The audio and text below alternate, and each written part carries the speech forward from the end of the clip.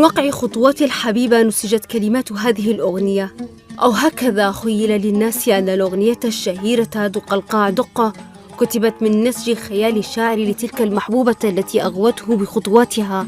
فقد شاع بين الناس فيما سبق أن فتاة تسكن منزلا في طابق يعلو الطابق الذي يعيش فيه الشاعر، وأنه اعتاد على سماع إيقاع خطواتها التي غابت يوما ما، فاشتاقها وعبر عن ذلك بمطلع هذه الأغنية.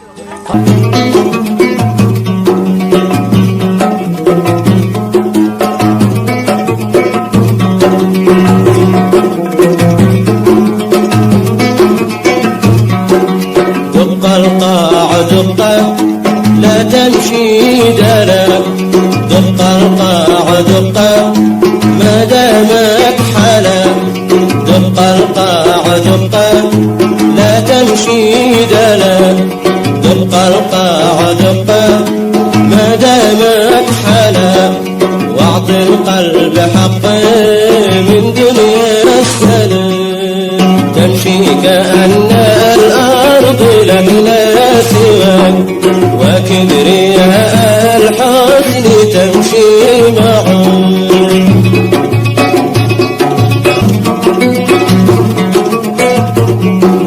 إشراقات الصبح وسحر الغروب، إشراقات الصبح وسحر الغروب، وراحة الغفران بعد الذنوب.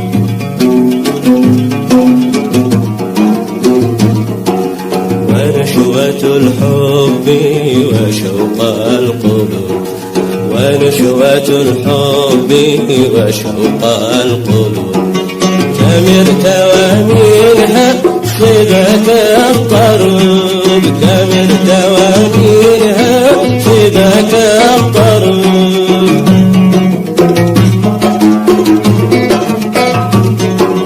دق القاع دقا